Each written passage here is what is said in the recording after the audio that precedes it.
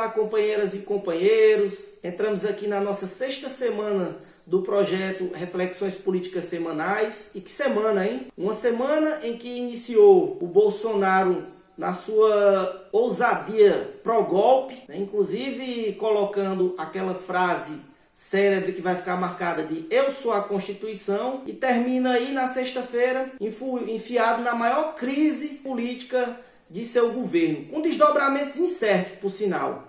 Vamos lá. Então, na segunda-feira, a gente já viu aí a reação das instituições democráticas através do Procurador-Geral da República, que mandou instaurar um inquérito para investigar quem organizou os atos e quem estava envolvido, né? Aqueles famigerados atos do domingo, pró-golpe.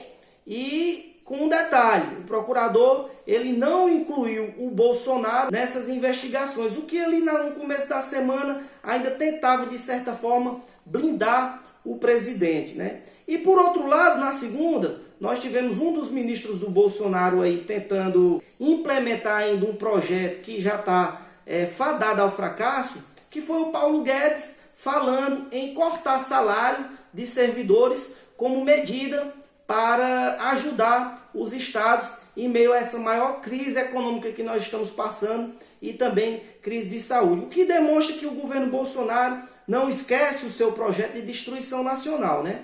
Na terça-feira, nós tivemos um outro ministro do governo Bolsonaro, que foi o ministro da Saúde, nas suas coletivas, tentando ali mostrar a que veio, mas que claramente demonstra que não tem ainda um projeto para a saúde em meio a essa pandemia, está perdido, e colocou lá que o Brasil precisa fazer em torno de 46 milhões de testes, mas também não informou como vai ser esse projeto. Um dado que saiu na terça-feira também, que foi o dado da Fiocruz, colocando que a capacidade de coleta e de processamento no Brasil para essa logística está num profundo entrave.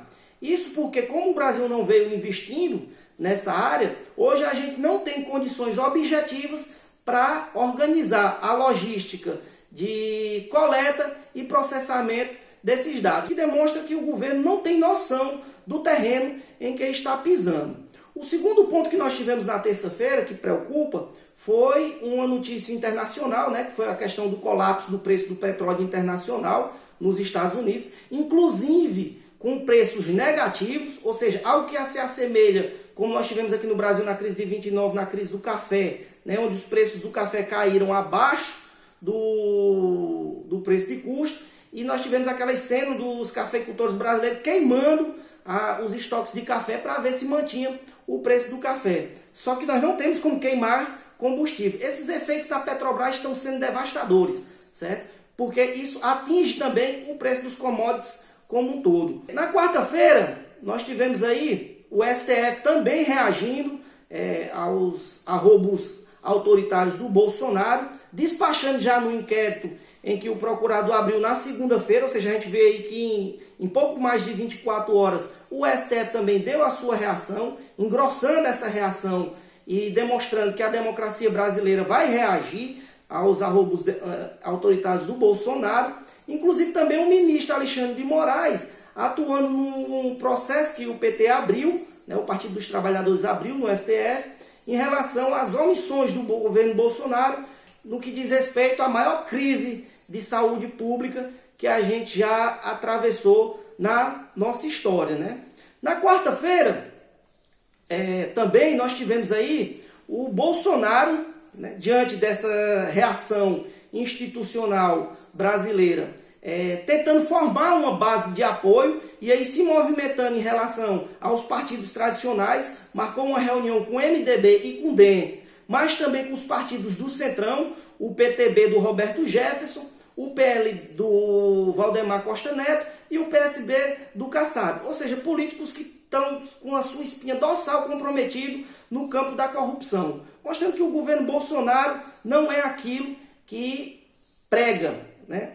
Então, na quinta-feira, nós tivemos um problema sério no que diz respeito à ajuda financeira do Estado em relação às pessoas, no que diz respeito ao auxílio emergencial. O governo, através do Paulo Guedes, veio dizer que não tinha mais recursos para o auxílio emergencial, isso porque o Senado e a Câmara vêm ampliando as pessoas que têm direito ao auxílio emergencial, porque é necessário, mas aí a gente já vê uma completa distopia do governo em agir, tentando barrar essas medidas que o Congresso vem fazendo de forma virtuosa para ajudar as pessoas que necessitam nesse momento de pandemia.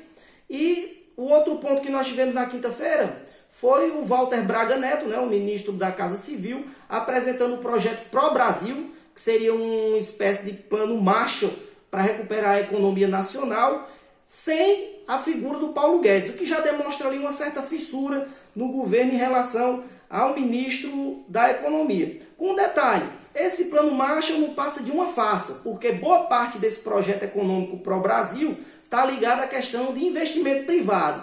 Ou seja, sem a completa noção econômica do momento, porque nós não temos capacidade de investimento privado em meio a uma crise dessas proporções. É necessário investimento público, o que mostra aqui, mais uma vez, que o governo Bolsonaro não tem um certo diálogo com a realidade que nós estamos passando no momento.